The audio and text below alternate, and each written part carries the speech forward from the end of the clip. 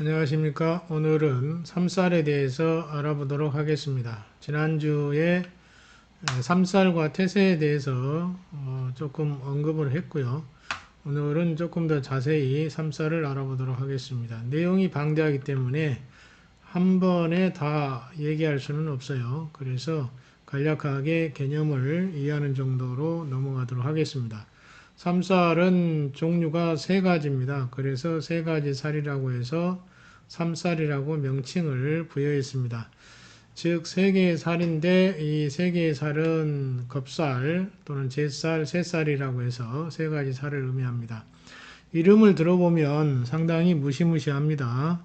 이 겁이란 말은 이제 겁약한다, 겁탈한다 뭐 이런 의미를 갖고 있고요. 그 다음에 잿쌀의 잿는 재난이라는 뜻을 갖고 있습니다. 그 다음에 새쌀은 태세할 때 그 해새를 써서 이렇게 살기를 표현하고 있는데요. 이 세 가지 중에 이 새쌀이 가장 강력한 살기를 갖고 있습니다. 그래서 아마 새쌀로 명칭을 했을 걸로 보여집니다. 그리고 이 삼쌀은 두 가지로 구분할 수가 있는데요.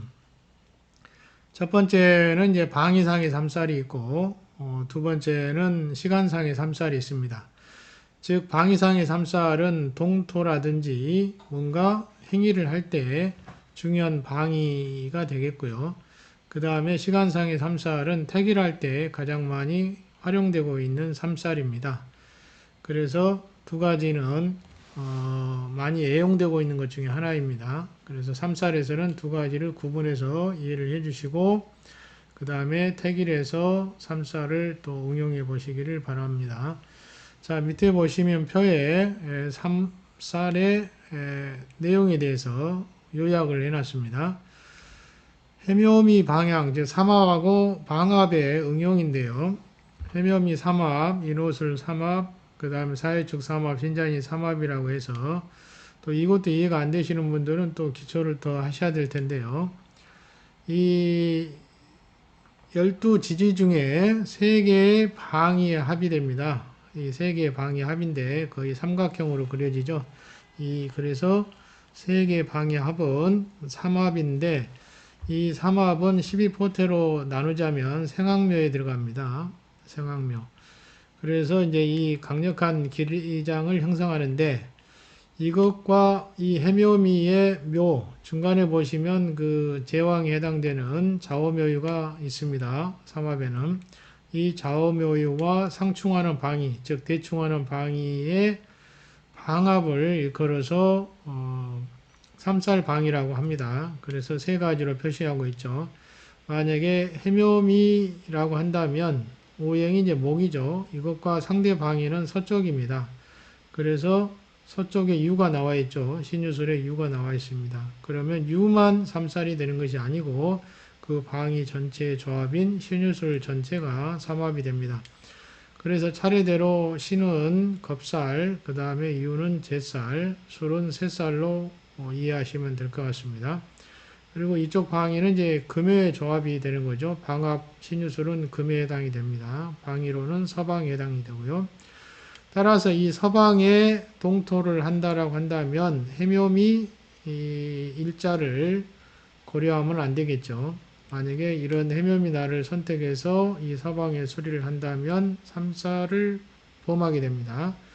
이 범 삼살을 하게 되면 그에 따른 흉한 일이 벌어지게 되죠. 나머지도 마찬가지로 인호술이나 사유축이나 신자진 12지지 띠 삼합의 대충되는 방위인 방합의 방위, 이 방위가 삼살방위가 된다는 점이고요. 자, 그래서 이런 것을 좀 이해를 하시면 삼살을 가지고 응용을 할 수 있습니다. 그만큼 폐해가 심하기 때문에 삼살은 주의하셔야 됩니다.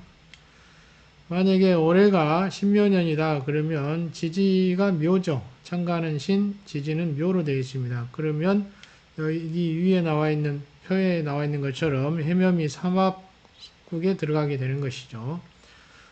그래서 지지가 묘가 되므로 해묘미 삼합국이 되는 거예요. 그러면 삼살이 되는 방위는 신유술에 해당이 되고요. 그러면 서쪽이 이 한 해의 삼살이 되게 됩니다.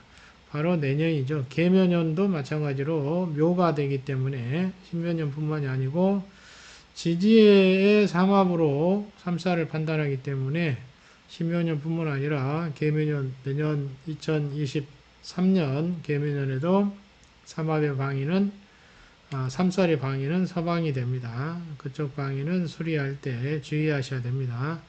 태기를 잘 하셔야 이 삼살의 방위를 수리를 할 수가 있습니다. 그렇지 않으면 수리를 피하는 것이 상책이고요. 피할 수 없다면 태기를 잘 하셔야 됩니다. 그렇지 않으면 그 후과가 발생하게 되는 것이죠. 그 자녀 기장의 여파가 집안 사람들에게 영향을 주게 됩니다. 자, 그래서 신유술 방위는 이제 방위상의 삼살이고요. 그 다음에 해묘미 월에 뭐 신유술이 되는 일자에 개업을 하면 이제 월 태기를 할 때는 이제 정오행 태길법이라고 해서 그 연월일시를 고려하게 됩니다. 그럼 연월일시 하면 사주처럼 네 기둥이 나오죠. 그래서 연주, 월주, 일주, 시주가 나오는데 이 네 기둥의 조합을 따져서 태기를 하게 됩니다. 정오행 태길법에서는요. 그때 이러한 삼살로 날짜를 잡아서는 안 된다는 것이죠. 그러면 시간상 삼살을 범하게 되는 것이기 때문에 그만큼 폐해를 가져올 수 있다. 흉과를 가져올 수 있다라고 하는 것입니다. 자, 밑에 그림을 좀 보도록 하겠습니다. 하나 예시를 했습니다. 지지는 이렇게 자축이며 진사오미 신유술회로 돌아가고 있는데 원래 나경상에는 12지지 자축이며 진사오미 신유술회로 되어 있었는데요. 이것이 하나 더 쪼개져서 24방위로 표시가 됩니다. 그러다 보니까 문제는 해묘미년에 신유술 방위가 삼살이 되는데요. 그러면 신유술 사이에 끼어 있는 경이라든지 신방은 삼살이 안 되느냐? 그렇지 않다는 것입니다. 협살이라고 해서 이것도 삼살의 종류에 포함이 됩니다. 그래서 삼살과 협살 두 개를 더 포함해서 방위마다 이렇게 다 구별이 돼서 나옵니다. 그러다 보니까 5개의 살기가 됩니다. 그래서 5살이라고도 하는 것이죠. 그래서 방위마다 서방은 이제 내년 같은 경우는 이렇게 5개의 살기가 발생하게 되는 것입니다. 그래서 이 방위를 만약에 범하게 되면 그만큼 문제가 일어나겠죠. 자, 내용은 뭐 좀 이해하시면 어려운 것은 아닙니다. 삼합과 방합의 개념만 좀 이해하시고 그 다음에 집에서 방위 개념을 조금 더 적용할 줄 안다면 충분히 삼살 방위를 알아챌 수가 있고요. 그에 따라서 이제 그 방위를 건들지 않도록 하는 것이 좋겠죠. 자, 이렇게 활용을 할 수가 있습니다. 소리를 하더라도요. 자, 그 다음에 동토 아까 말씀을 드렸죠. 삼살방에서 동토를 하면 방위상의 삼살입니다. 내년이면 서쪽이죠. 올해 같으면은 이제 이민년이니까 인호술 삼합의 대충방이기 때문에 북쪽이 됩니다. 올해는 북쪽에 삼살이 들어있고요. 내년은 서쪽으로 갑니다. 내후년은 남쪽으로 돌아갑니다. 시계 반대 방향으로 회전한다는 것이죠. 자, 그렇게 이해하시면 조금 더 이해할 수 있고요. 만약에 삼살방위에서 동토를 했다라고 한다면 동토는 이제 흙을 움직였다는 얘기인데 흙을 움직이는 게 공사하는 것입니다. 공사. 그래서 집안에서 수리를 위해서 뭔가 변화를 줬다면 그 변화를 준 시점에 기에 따라서 영향을 받게 되는 것이죠. 만약에 집까지 실운의 집이다라고 하는 것은 운이 지나간 집이다. 그래서 왕운이 사라지고 없다 이렇게 보시면 됩니다. 실운이라고 하면 대부분 이제 재물이 깨지고 또는 건강을 해치게 되는 일들이 발생할 수 있겠죠. 또는 질병, 소호성, 외의 사고 등의 재난을 당하게 되는데 특히 이 삼살방에서 동토까지 했다면 엎친 데 덮친 격이 돼서 그만큼 심해지겠죠. 또는 잠자리나 뭐니 삼살방에 있다면 영향을 크게 주게 되고요. 또 위의 사고라든지 이런 문제들이 발생할 수 있다라고 하는 것입니다. 그래서 꼭 3살만 가지고 따지는 것은 아니지만 택일한 시점, 입주한 시점 뭐 여러 가지가 영향을 주게 됩니다. 그래서 3살과 여러 가지 근황이 어떻게 되는지에 따라서 영향을 받게 되겠죠. 자, 하나 예시만 하나 더 보도록 하겠습니다. 당대 가묘대사 정문천이라고 있습니다. 현공풍수 하시는 분들은 잘 아실 텐데요. 이 정문천이라는 분이 길주 진씨 임신년생인데 이 명주가 오미방을 수리하는데요. 태기를 해줬습니다. 해당 연도는 서원 924년이고요. 사용한 일간은 갑신년 무진월 임자일 경자십니다.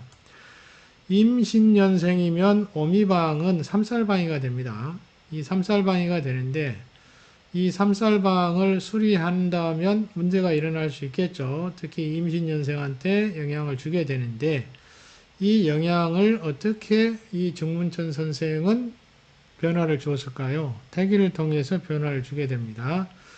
특히 이제 이 사오미방이 3살방이가 되는데요. 이 태기란 날짜의 지지를 보시면 신자진으로 더블 삼합이 됩니다. 신자진으로 수기가 형성이 되고요.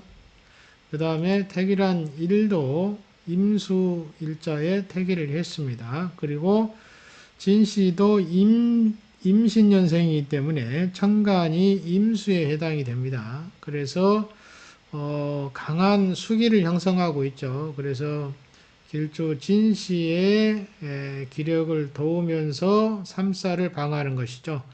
왜냐하면 신자진이 되면 수기가 강해지기 때문에 이 강한 수기로 삼살이 있는 사오미방은 화이잖아요. 그러면 수국화로 그만큼 화 삼살을 제어할 수 있는 것이죠. 그래서 이제 이렇게 제어하는 방식으로 태기를 통해서 삼살방위를 이렇게 제어를 한다고 볼 수가 있습니다. 그러면 자 이렇게 태기를 통해서 그러면 이제 오미방을 수리할 수가 있겠죠. 이렇게 수리하더라도 길주 진시인 임신년생에게는 이제 큰 영향이 없도록 조치를 취한 것입니다. 그래서 날 잡는 게 그만큼 중요하다는 점이고요. 자, 어찌됐든 그 방위상의 3살과 시간상의 3살이 결합이 되어 있는 예시입니다. 그러니까 이걸 잘 참조해서 대기를 하실 때 유념하셔야 될 것입니다. 3살에 대해서요. 자, 그만큼 3살은 흉한 증험을 나타내기 때문에 피해야 될 것이고 피할 수 없다면 태기를 통해서 문제점을 해결하든지 또 다른 방법들이 있습니다. 몇 가지. 자, 이런 다른 방법을 통해서 회피해 나가는 방식으로 변화를 주셔야 되고 만약에 3살을 범했다면 또 뭔가 조치를 취해줘야 되겠죠. 집안에 우환이 없으면 괜찮지만 만약에 의외의 사건들이 자꾸 발생한다면 이런 것을 검토해 볼 필요가 있다고 생각이 듭니다.